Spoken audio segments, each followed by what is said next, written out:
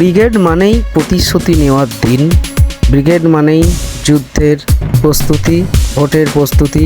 তাই সিপিএম শুরু করে দিয়েছে 26-এর লড়াইয়ের প্রস্তুতি। মোহাম্মদ সেলিম বক্তব্য রাখছেন, কি বললেন শুনুন। আজকের লড়াইটা হচ্ছে মানুষের দুর্দশা পাল্টানোর জন্য, আমাদের রাজ্য এবং দেশের দশা পাল্টানোর জন্য দিশা পাল্টাতে হবে। আর সেই দিশা, নতুন দিশার জন্য আমরা এখানে জড়ো হয়েছি। আর যখন সংকট হয়, যখন সমস্যা হয়, যখন বিপদ আসে, এমনকি যদি আপনি একটা রাস্তা দিয়ে হেঁটেও যান, যদি অ্যাক্সিডেন্ট হওয়ার ভয় থাকে, তাহলে বলা হয় একটু বাঁ দিকে চেপে যান, বাঁ দিকে ধরুন। আজকে এই রাজ্যকে, এই দেশকে বাঁচাতে হলে একটু বাম পথ ধরতে হবে। সেজন্য আমরা বলছি, শুধু আমরা না, যে চারটি সংগঠন আজকে এখানে এসছে তারা না, আমাদের সঙ্গে অনেক সংগঠন যোগাযোগ করেছে। আপনারা সিআইটিউ, অল ইন্ডিয়া কিষাণ সভা, all India agriculture workers union, বস্তি উন্নয়ন সমিতি, চারটে সংগঠনে ডাক দিয়েছেন। আমরাও তো আসতে চাই। অনেকে দেখেছেন এখানে এসছেনও। আমরা বলেছি সবাই আসুন।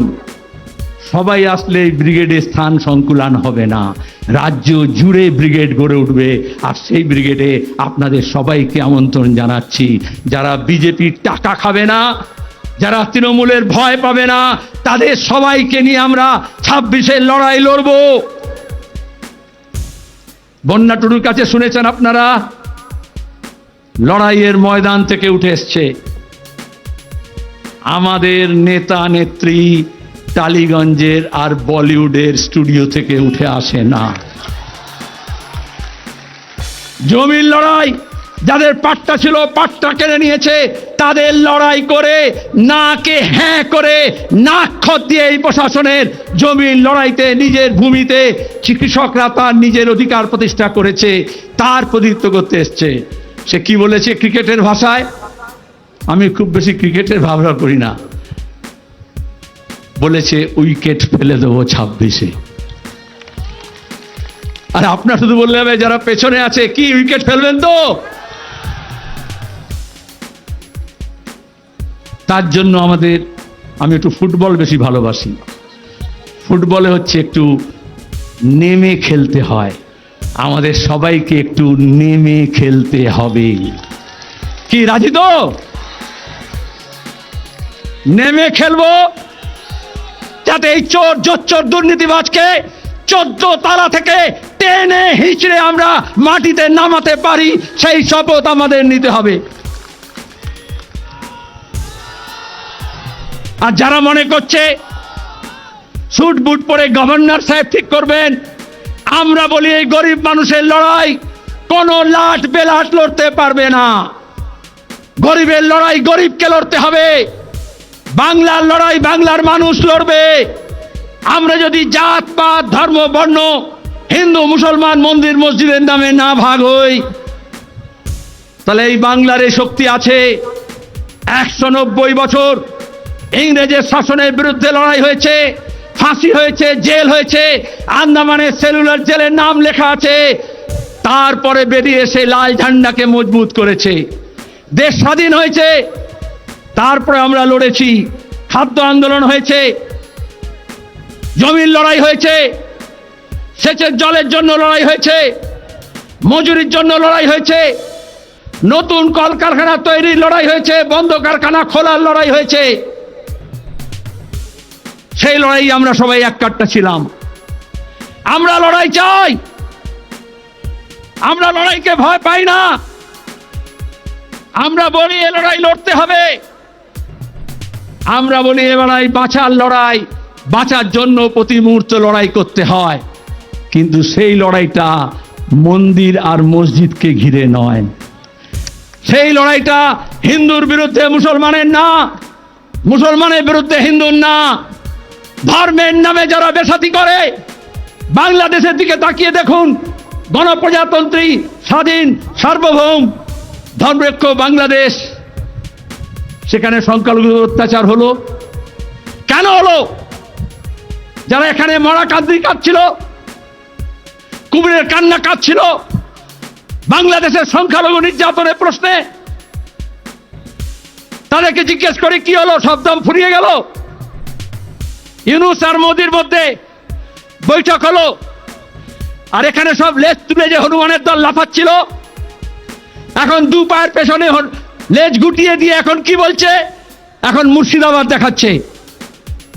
আমরা মুর্শিদাবাদকে বাংলাদেশের মতো সংখ্যালঘু নিধনের জায়গা হতে দিতে পারি না।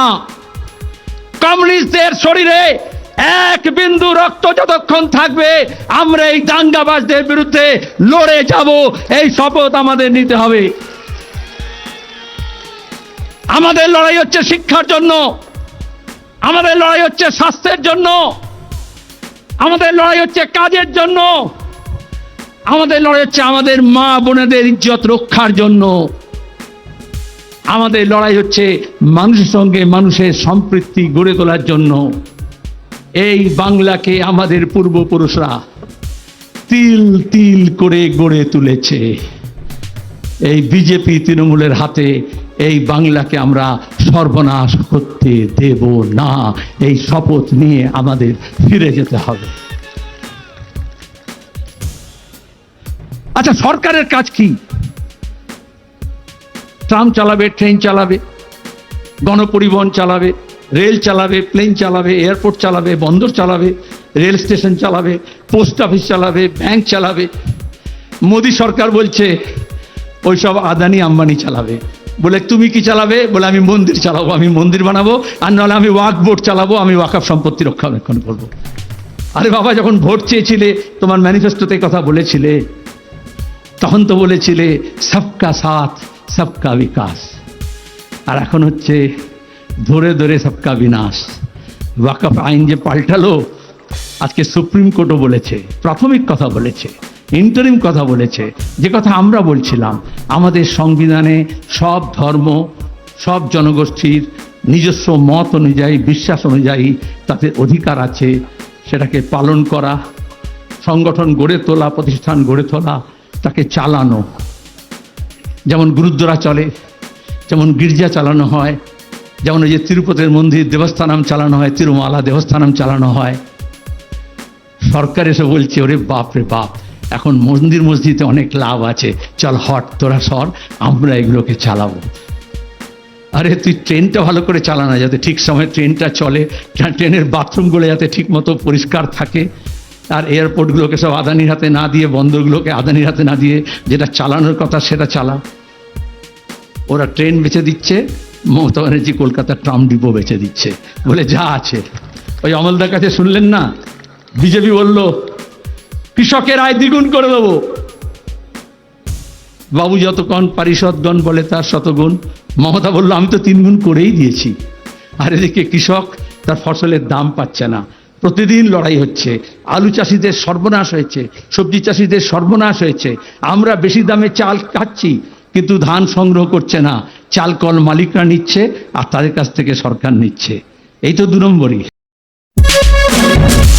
আপনারা দেখছেন বাংলা খবর ইউটিউব চ্যানেল।